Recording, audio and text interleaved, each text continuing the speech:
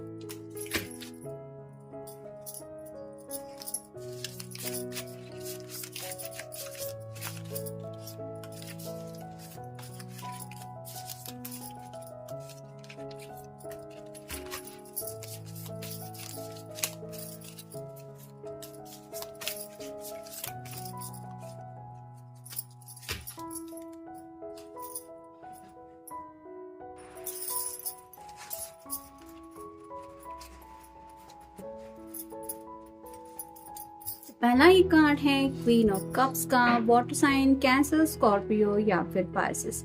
जैसे इस क्वीन के सामने कप रखा हुआ है, लेकिन ये दोनों हाथ ऐसे कर रही है कि जैसे नहीं, मैं इस कप को नहीं हाथ लगाऊंगी। वैसे ही ये पर्सन बेपनाह आपसे मोहब्बत तो करते रहते हैं, लेकिन शायद इतना ज्यादा इमोशनल हो जाते हैं ये, यानी कि अपने दिल को हर्ट करने से डरते हैं और इसी वजह से ये प्यार का इजहार नहीं करते। मेल फीमेल जिनके लिए भी आप ये रीडिंग देख रहे हैं, वो ये एक्सप्रेस ही नहीं कर सकते कि वो एग्जैक्टली आपको लेके कितना ज्यादा सोचते हैं। यानी कि कई बार वो बताने की कोशिश जरूर करते रहते हैं, लेकिन वो बता नहीं पाते। ऐसा इस पर्सन का नेचर हो सकता है। फिर है द हैंगमैन। तो हो सकता है ये पर्सन किसी न किसी सिचुएशन में ऐसे फंसे हुए हैं जिसकी वजह से ये उस प्यार के कप की तरफ आगे नहीं बढ़ पा रहे हैं। उनके घर के कुछ हालात हो सकते हैं, या फिर उनकी कुछ फाइनेंशियल प्रॉब्लम्स हो सकती है, या फिर कोई ऐसा मसला हो सकता है जिसके बीच में ये फंसे हुए हैं, और जब तक उससे नहीं ये छुटकारा पा लेते तब तक ये आपकी तरफ आगे नहीं बढ़ सकते। शायद इसलिए आपको बता देनी है कि ये आपसे बहुत प्यार करते हैं। फिर है 6 of swords, air sign Gemini, Libra या फिर एक्वेरियस। जैसे ये बहुत ज्यादा उदास है और ये नाव से सफर कर रही है, यानी कि हो सकता है इस पर्सन को ऐसा लगता है कि जिंदगी में इनका खुद का कुछ ठिकाना नहीं है। किसी किसी के शायद घर वाले थोड़ा कम अंडरस्टैंडिंग दिखा रहे हैं, किसी किसी के घर वाले शायद धमकी दे रहे हैं कि तुमने अपनी मर्जी से अगर कुछ किया तो हमेशा के लिए हमसे रिश्ते नाते तोड़ने पड़ेंगे। तो इनको ऐसा लगता है कि मेरी खुद का कुछ ठिकाना नहीं है, मैं कहाँ इस पर्सन को अपने साथ लेके दर दर घूमूंगा, या फिर उसको मेरी वजह से ठोकरें खानी पड़ेंगी। तो अपनी जिंदगी का सफर उनको लग रहा है कि वो ऑलरेडी ऐसी नाव में सवार हैं जो तूफान उनके साथ लड़ रही है। यहाँ पे आप देख सकते हैं इस पर्सन के हाथ में चप्पू भी नहीं है नाव चलाने को, एक हाथ में बैग है और दूसरे हाथ से ये खुद को संभाल रही है। वैसे ही कुछ हालात है जिनको लेके इस पर्सन को फील होता है कि ये हेल्पलेस है और ये आपको परेशान नहीं करना चाहते, इसलिए अपने साथ जिंदगी में आगे बढ़ने के लिए आपको ये ऑफर नहीं देते कि चलो दोनों साथ में जिंदगी शुरू कर देते हैं। फिर है queen of wands, fire sign Aries, Leo या फिर सैजिटेरियस। तो क्वीन ऑफ कप भी आया है और क्वीन ऑफ वैंड्स भी आया है। तो ये पर्सन काफी ज्यादा आपको लेके पैशनेट भी है, लेकिन कहीं ना कहीं उनको ऐसा लगता है कि ये रिश्ता मतलब आप आग के साथ खेलने जैसा है, मतलब काफी ज्यादा रिस्की है।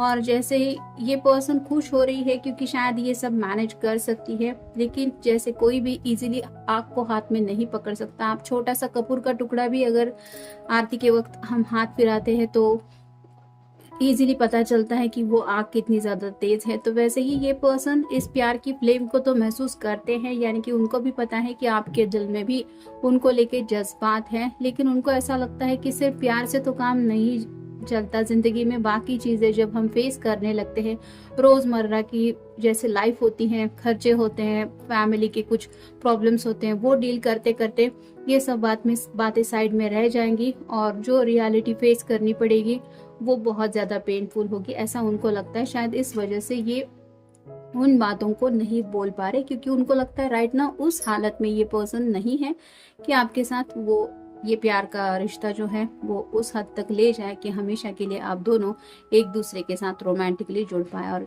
फाइनल कार्ड है द फूल। तो न्यू बिगिनिंग की तो शुरुआत करना चाहते हैं, लेकिन जैसे यहाँ से आगे रास्ता ही नहीं है, तो उन्हें पता नहीं है कि वो किस दिशा में जिंदगी उनको आगे ले जा रही है, आगे क्या होने वाला है। यहाँ पे भी इसके हाथ में आप देख सकते हैं बैंड है, तो पैशनेट तो है ही, लेकिन जैसे उनको लगता है कि ऑलरेडी आपको बताने लायक कुछ नहीं है इनके पास, यानी कि जैसे कहते हैं ना कि जीरो से स्टार्ट करना, वैसा कुछ इनका शायद लाइफ में चल रहा है। एक एक करके थोड़ा बहुत ये जमा वगैरह कर रहे हैं और अपनी ज़िंदगी कुछ बनाने की कोशिश कर रहे हैं, और उनको ऐसा लग रहा है कि कुछ भी ऐसा उन्होंने अब तक मकाम हासिल नहीं किया है जिसको लेके या आपको कहे कि क्या तुम मुझसे शादी करोगे या करोगी। तो ऐसी कई सारी बातें हैं जहाँ पे उनको लगता है कि काफ़ी ज़्यादा वो ऐसे फेज में है कि ये किसी को भी नहीं बोल सकते कि तुम मेरे साथ ज़िंदगी में आगे बढ़ो। शायद ये भी एक वजह है कि वो प्यार तो बहुत करते हैं लेकिन कहते नहीं हैं। अब देखते हैं बाकी के कार्ड्स क्या बताते हैं। You can guess what I am going to say. तो काफ़ी ज़्यादा अच्छी अंडरस्टैंडिंग है आप दोनों के बीच में, और उन्हें पता है कि भले ही वो अपनी ज़ुबान से आपको कहें या ना कहें, आप समझ गए हैं कि ये आपसे प्यार करते हैं।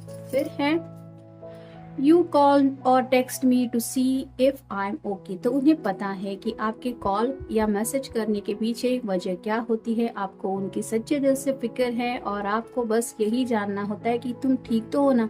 भले ही मुझसे बात मत करो, रिप्लाई मत दो, लेकिन जैसे 2 क्लिक आ गई, मतलब इस पर्सन ने एटलीस्ट मैसेज तो रीड किया है, चलो मैं उसी में खुश हूँ कि ये ठीक है, इसने मैसेज रीड किया है, मतलब उस तक पहुंच गई मेरी बात। तो ये जो आपका नेचर है ये भी वो अच्छी खासी तरीके से समझते हैं, और शायद इसी वजह से ये दोबारा आपको रिप्लाई भी नहीं देते होंगे कि डोंट वरी मैं ठीक हूँ। उन्हें पता है कि ये करने की ज़रूरत नहीं है, आप समझ जाएंगे। फिर है you put up with my मूडीनेस and all the imperfection. तो ये पर्सन खुद को काफ़ी ज़्यादा मूडी समझते हैं, और जैसे कि यहाँ पे अगर वाटर साइन है इनका, तो इनको खुद अपने मूड हैंडल करना नहीं आता और इतने ज़्यादा मूडी बन जाते हैं कि खुद ही नहीं बोल सकते। मतलब 5 मिनट पहले तो ये पर्सन हंस रहा था, लेकिन पता नहीं 10 मिनट बाद इसका एंगर टॉप पे चढ़ा हुआ है और ये कुछ अलग ही मूड में है। तो इतना ज़्यादा मूडी नेचर है इनका, और कई बार इनको लगता है कि इनके अंदर कुछ ज़्यादा ही खामियां हैं। लेकिन आप एक ऐसे पर्सन हैं जिनको जिसने इस पर्सन की मूडीनेस को भी अच्छी तरीके से संभाला है और इनकी खामियों को भी आपने खूबियों में बदल दिया है। मतलब एंगर को लेके भी जब ये बोलते हैं तो आपने शायद यही बोला कि हाँ तुमने इतनी मेहनत की है तो तुम्हारा हक बनता है इतना गुस्सा होने का, या फिर तुम किसी के ऊपर भी नाराज हो क्योंकि हाँ तुम्हारे दिल में अपनी फैमिली के लिए भी इतना प्यार है। फिर है I love touching you all over. तो यहाँ पे आप समझ ही सकते हैं कि काफ़ी ज़्यादा पैशनेटली थॉट है उनके दिलो दिमाग में आपको लेके, और ये सोचते भी है आपके साथ इस रोमांटिक रिश्ते में आगे बढ़ने को लेके। और फाइनल कार्ड है you make my fears melt away. तो जब भी इस पर्सन को ज़िंदगी के प्रॉब्लम सताते हैं, कुछ ऐसी मुश्किलें सताती हैं, तो ये आपके साथ शेयरिंग करना पसंद करते हैं और आप अपनी बातों से ये सब परेशानियां उनके दिलो दिमाग से हटा देते हैं।